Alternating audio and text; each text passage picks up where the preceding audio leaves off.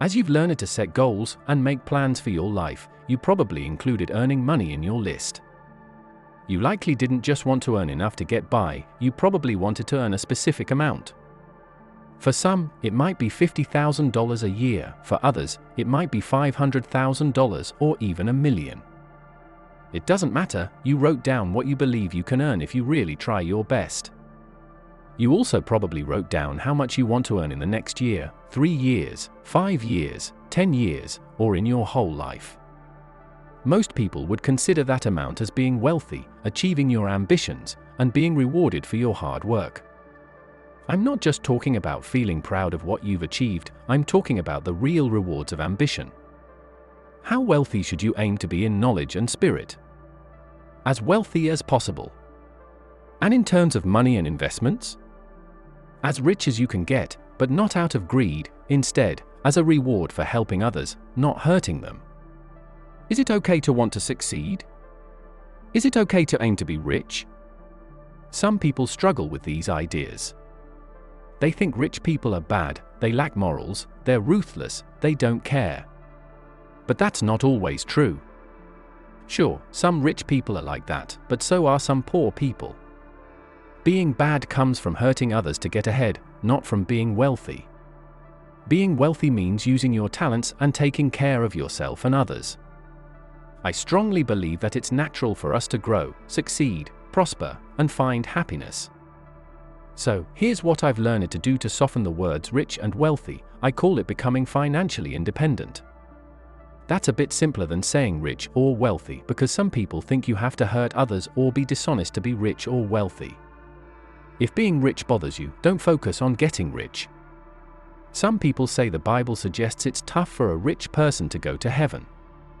I say, that's okay with me, it just means it's not easy. I don't mind a challenge. And remember, the Bible says the humble will inherit the earth, but it doesn't say you have to be poor to be humble. The Bible doesn't say you have to be poor, that's just how some people interpret it. It's a weak excuse lazy people use to justify not trying or giving up easily when things get tough. For everyone born in America or who comes here, part of our heritage is the chance to become financially independent in a country full of hope and promise. It's our heritage, our right, and something we can achieve, including personal wealth. I know a smart man who has an MBA from Harvard and an engineering degree from MIT. He's kind of retired now and doing what he enjoys most, teaching. He teaches college courses in economics and business planning, but he also talks about personal finance when he teaches economics.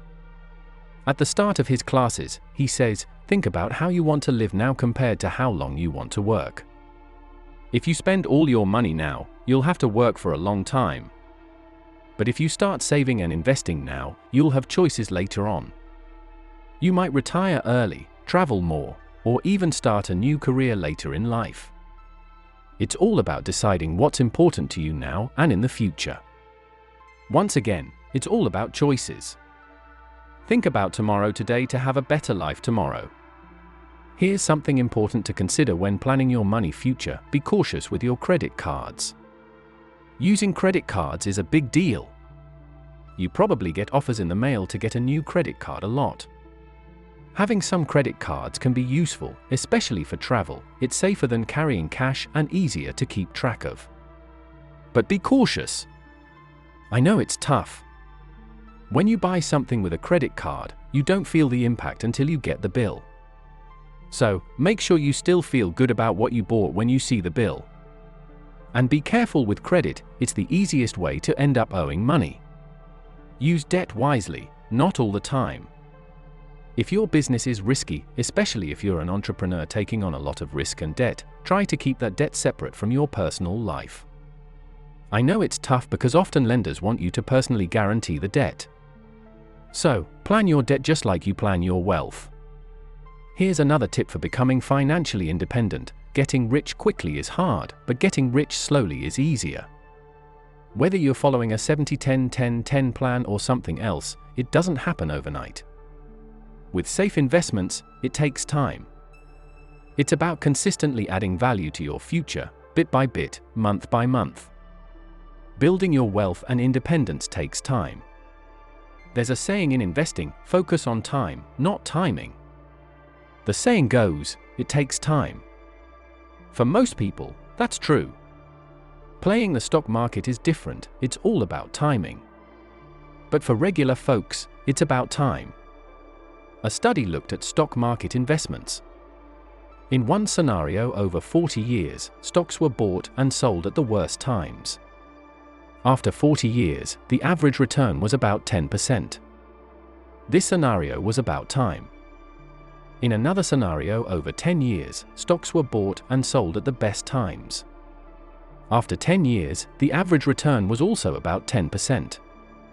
This scenario was about timing. So, be patient as you build your financial independence. It happens little by little, step by step.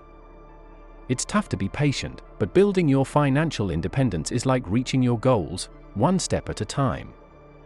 But what about those people who inherit their wealth? They're handed everything without having to work for it.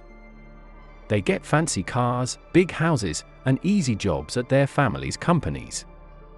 It might seem unfair if you're working hard every day and never seem to have as much money. Inheriting money isn't fair, but what does that have to do with you?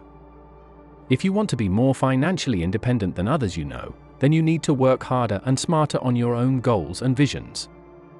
Stop worrying about what's fair and start focusing on what's holding you back.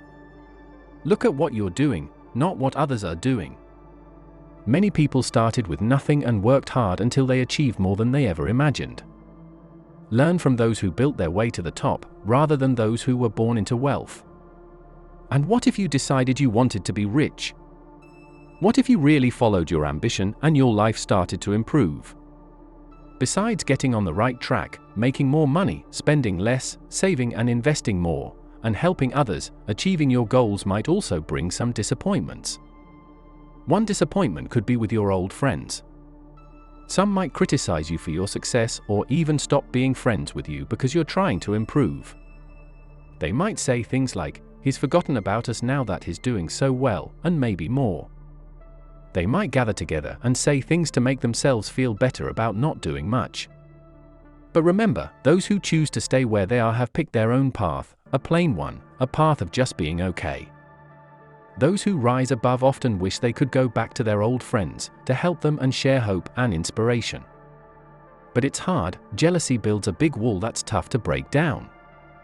So, as you change, your life changes, your friends change, and your influence changes. That's all part of trying to reach your goals. There are lots of reasons why people don't try to do more, be better, or reach their potential. There are many reasons, but only one matters. We've talked about fears before, but here's one we haven't: risk.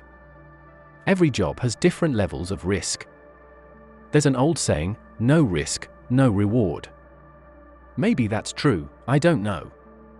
It's up to you to decide how much risk you're okay with in your life, your future, and your money. It's a personal choice. What I do know is that there are different kinds of ambition, and each has its own rewards. The goals of a salesperson are different from those of a manager. And the goals of a manager or executive are different from those of an entrepreneur. The goals of an entrepreneur are different from those of an artist, scientist, or teacher. With different levels of ambition come different levels of risk and reward. Salespeople might be okay with more risk than managers and professionals, and the higher the risk, the more money you might make. Entrepreneurs usually take even more risks, they have to. Their ambition has to be stronger than the risk of failing to achieve their dream. Your ambition level might not match how much risk you can handle. Most people can't handle failing so much before they succeed. Only a few, even among the most ambitious, can keep going through risky ventures. No matter how ambitious you are, you have to keep going until you reach your goal. Risky ambitions especially need stability in your personal life. If your business is at risk, make sure things are stable at home. John D. Rockefeller was careful with his personal spending but took big investment risks that made others nervous. As you work towards financial independence, aim to live off 70% of your income. Start by making a plan, even if it's not perfect. Following your plan and saving money now will help you be financially independent later. With financial independence comes freedom and options, like you've never had before.